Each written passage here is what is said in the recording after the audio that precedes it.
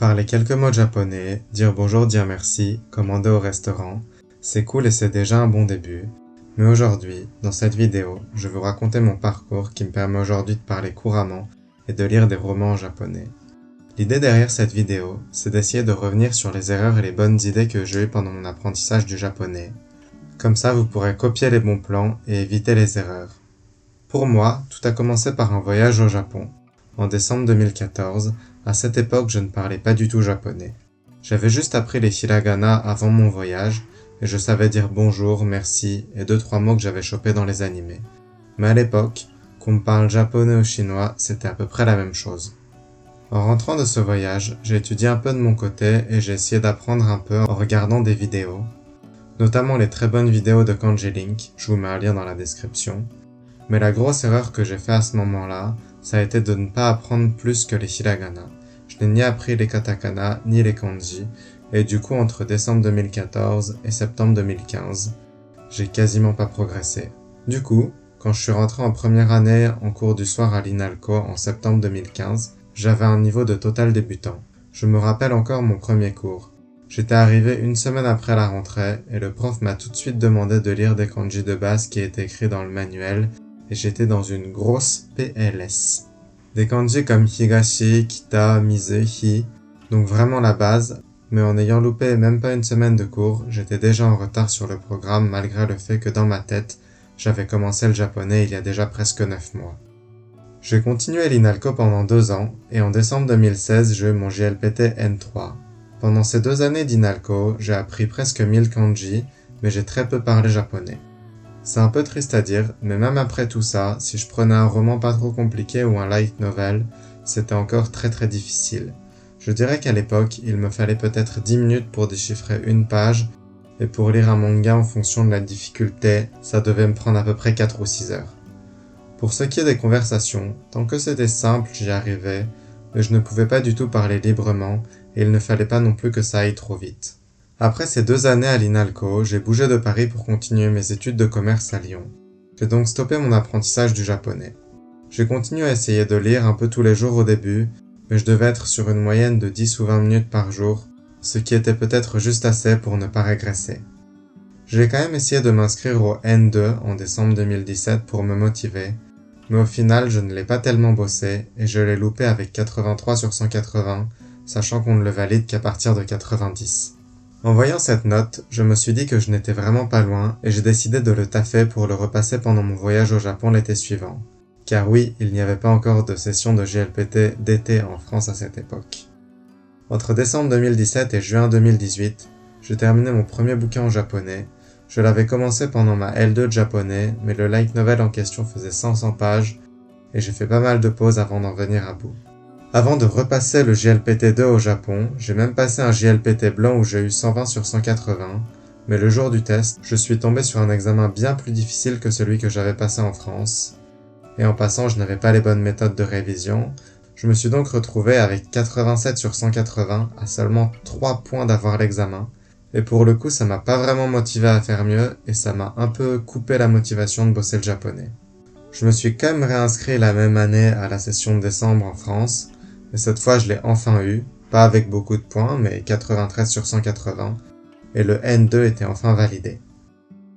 De mars à juillet 2019, j'ai fait un stage pour mes études dans une entreprise au Japon, et pendant 4 mois et demi, j'ai travaillé à 80% japonais, et c'est à ce moment-là que j'ai fait des gros progrès à l'oral. Je n'étais pas encore très bon à l'écrit, mais j'arrivais enfin à parler de manière plutôt courante. En rentrant de ce stage, je me suis dit que j'avais quand même fait des gros progrès en japonais, et j'ai essayé de passer le N1 en décembre. Et là, le moins qu'on puisse dire, c'est que je me suis pris une petite claque. 53 sur 180 en tout, mais 11 sur 60 au vocabulaire et seulement 4 sur 10 à la compréhension écrite. À l'oral, ça allait 38 sur 60. J'ai donc mis en pause mes ambitions de N1 quand j'ai vu ce résultat, et je me suis concentré sur le fait de lire et d'essayer de progresser en japonais d'ici mon prochain voyage ou ma prochaine expérience au Japon. Cependant, en mars 2020, le Covid est arrivé puissance 1000 et a détruit mes rêves d'aller trouver un premier job au Japon ou d'y aller en VIE ou en PVT. En septembre 2020, je me suis donc retrouvé avec juste mon mémoire de fin d'études à terminer pour mes études de commerce et je n'avais donc plus besoin d'être sur Lyon. Avoir arrêté l'INALCO après 2 ans était un petit regret que j'avais toujours gardé dans un coin de ma tête, et je me suis dit que terminer ma 3e année de licence en attendant que le Covid se calme était pas une mauvaise idée. Pendant cette L3, j'ai passé le concours pour la bourse MEXT à l'ambassade du Japon, et miracle, je l'ai eu. Mais comme c'était le Covid jusqu'au dernier moment, on n'a pas été sûr de partir. Mais finalement, début octobre 2021, on a eu le feu vert pour partir, et j'ai pu monter dans un avion quasiment vide à cause des restrictions sanitaires. Pendant 9 mois, j'ai fait un échange au Japon à Keio, tout frais payé avec la bourse MEXT. C'était vraiment incroyable. J'ai vraiment fait des gros progrès en japonais cette année-là, autant avec les cours qu'avec les rencontres que j'ai pu faire, et le fait de parler tous les jours en japonais, je pense clairement que c'est cette année-là où je suis vraiment devenu fluent à l'oral.